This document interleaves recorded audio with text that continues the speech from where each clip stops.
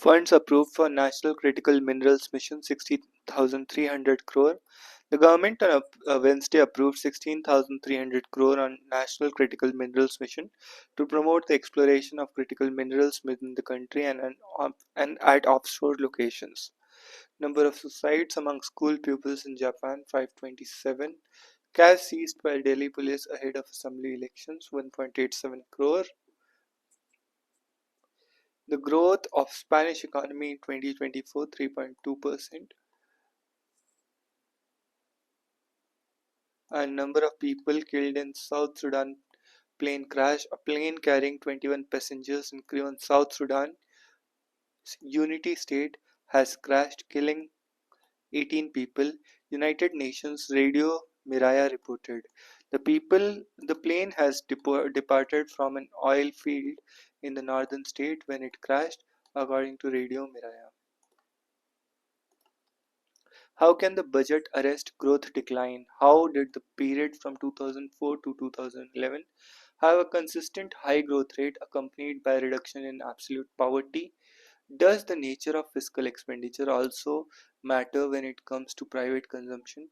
How would an increase in revenue expenditure, particularly in the social sector, help?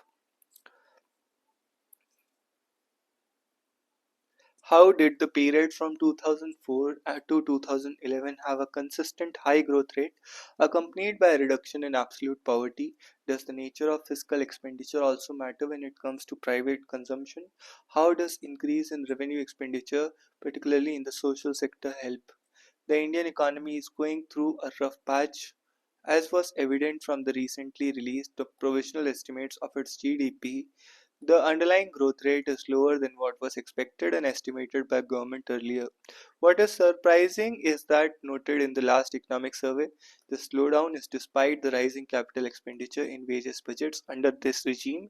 To understand the current predicament of the government, it may help to take a long theory of the Indian economy.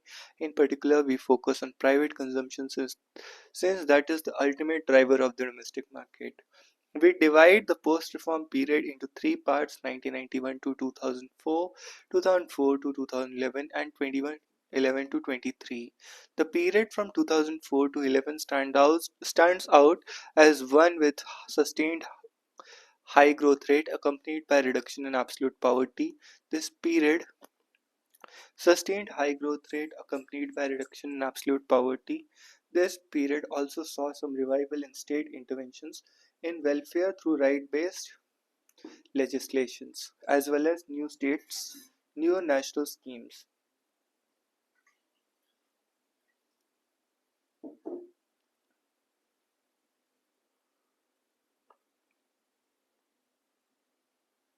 In contrast, most recent period starting from around 2012, but especially since 2019, has been a slowdown in growth rates with the current concerns in the Indian economy being related to sluggish private consumption as well as private investment. This period also saw major shocks to the economy, including demonetization, introduction of goods and services tax, and lockdowns during the COVID-19 pandemic.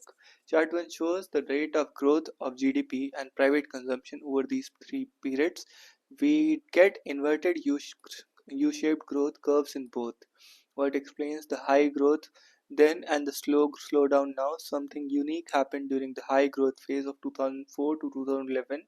While income and wealth inequality were rising for over a decade, this is the only phase in the post-reform period when the share of consumption out of the total private consumption demand of the richest 20%, after having seen a risen since 1990, fell significantly. This means that consumption of the bottom 80% was rising at a faster pace than the richest 20%. But how was this possible when the growth of income was the opposite? We believe that the state policy played a key role in the unique composition of consumption demand. In contrast, the most recent period 2012 के बाद but especially since 2019 has seen a slowdown in growth rate, with current concerns in the Indian economy being related to private investment. The period also saw some major shocks to the economy, including demonetization,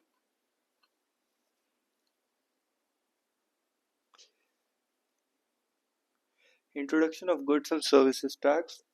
Lockdowns during COVID-19 pandemic. Chart 1 shows the rate of growth of GDP and private consumption over these three periods, and we get inverted U curved shapes in both. Something unique happened during the high growth phase of 2004-11. While income and wealth inequality were rising for over a decade, this is only a phase in the post reform period when the share of consumption out of the total private consumption demand of the richest 20%, after having seen risen since 1990, fell significantly. This means the consumption of the bottom 80% of the was rising at a faster pace than the richest 20%. But how was this possible when the growth of the income was the opposite?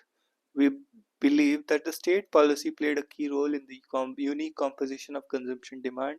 It is not just the amount of fiscal expenditure that matters, but its nature as well. Those at the lower end of the income spectrum have a higher propensity to consume. Those at the lower end of the income spectrum have a higher propensity to consume as compared to the richest. If state spending tilts in favor of the working class, the income and employment multiplier effects of the spending would be much larger. State spending tilts in favor of the working class.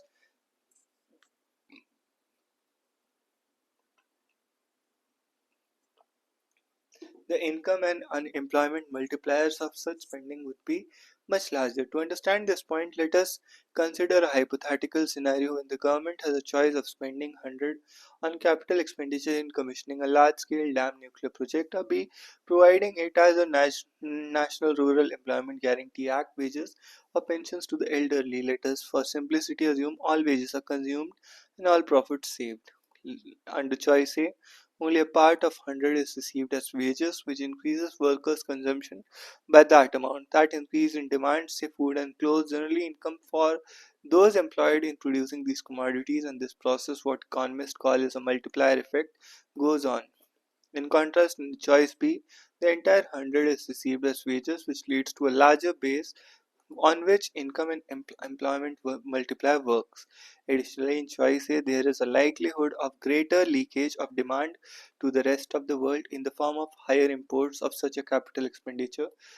Such a capital expenditure may entail heavy machinery required for a dam or a nuclear reactor may have to be imported, whereas the import component in choice B will likely be lower. So the domestic component of choice A's multiplier might be even lower than what we have described above. If the state spends on income as income transfers, whether in cash or kind, a certain amount per worker at the lower end of the income spectrum, this would add to the demand for mass consumption goods. A mere change in the composition of government expenditure in favor of transfers therefore adds an exogenous component on demand. Moreover, state played an additional role during the period by introducing Narega and fixing its wages higher than the prevailing market wages.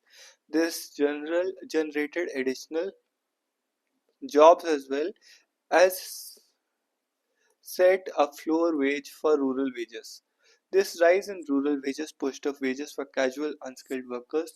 Investment in agriculture and in rural areas in general also increased during this period, contributing to rural incomes. Chart 2 shows social services and development expenditure. Chart 2 shows a sharp rise in the share of social services expenditure as well as development expenditure of the total expenditure of the Union government, which exactly overlaps with the boom of 2004-11. Development expenditure includes expenditure on the economic as well as social services, and therefore includes spending on agriculture, rural development, whereas social service expenditure includes the direct social sector spending such as education, health, and welfare programs. Not surprisingly, this change in the nature of fiscal spending had a significant impact on consumption across different categories of commodities for the bottom 80% of the population. See chart 3. It is this rise in consumption of the bottom 80%, and this trend continues all the way down to the lowest income group as well, in comparison to the top 20%, that explains the fall in the latter share on total consumption. While the government has acknowledged the slowdown for the lack of private investment, for example, in the latest economic survey, its response has been to focus on capital expenditure of the kind mentioned in choice A as discussed above.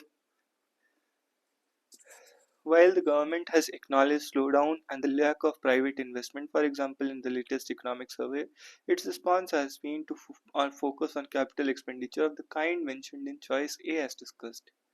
This was done even as the share of fiscal expenditure as a percentage of GDP was falling. This exclusive focus on capex was done with the expectation that this would crowd in private investment, but unfortunately corporate sector has not responded either to this or to the tax cuts from 30% to 22% in 2019. It is not surprising why private investment has not picked up under conditions of slowdown or lack of demand. Investment responds more to the level of activity than to cost considerations. If the existing factories are not running to capacity, why would the firms invest more even if they are flush with funds in the form of post-tax profits or have access to cheap credit?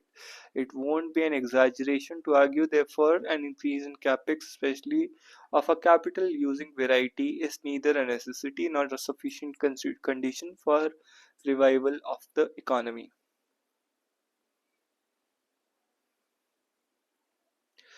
The exclusive focus on capex was done with the expectation that this would crowd in private investment, but unfortunately corporate sector has not responded either to this or to the tax cuts from 30% to 22%. What should be done instead?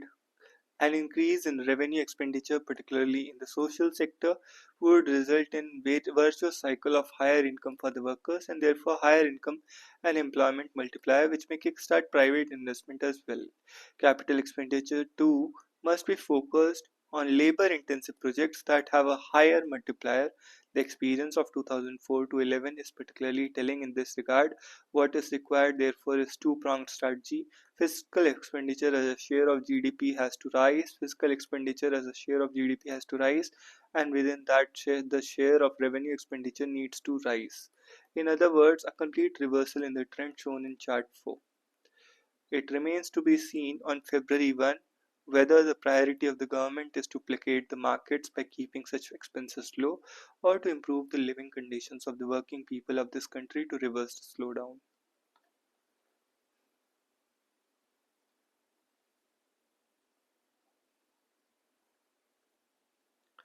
The Kumbh stampede could have been avoided with better measures. The stampede at the Mahakumbh in Prayagraj, the third such incident in recent months, confirms the India's dubious distinction of having the most number of deaths during religious gatherings.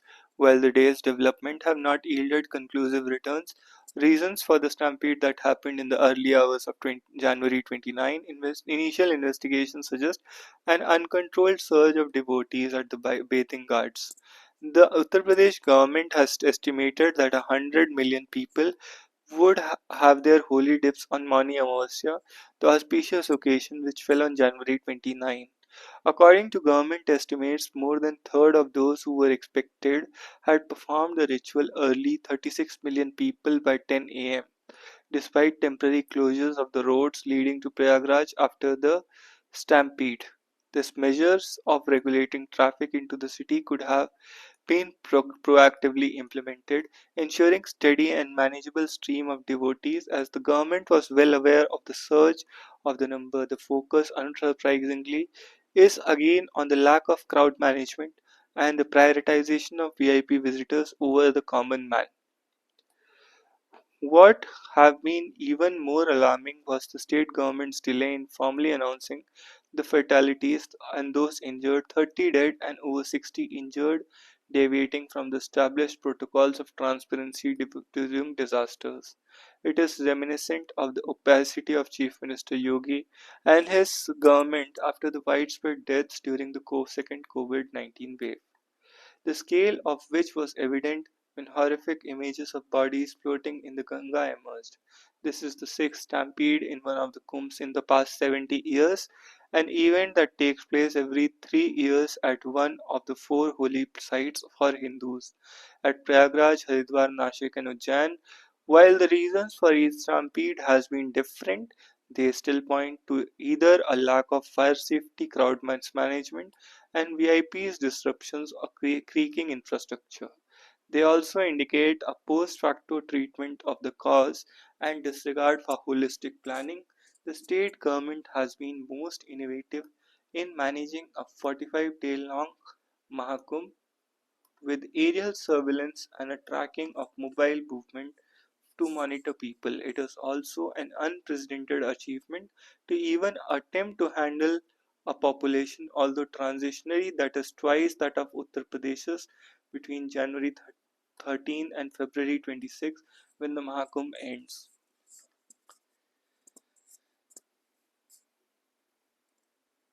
Aerial surveillance and tracking of mobile movements.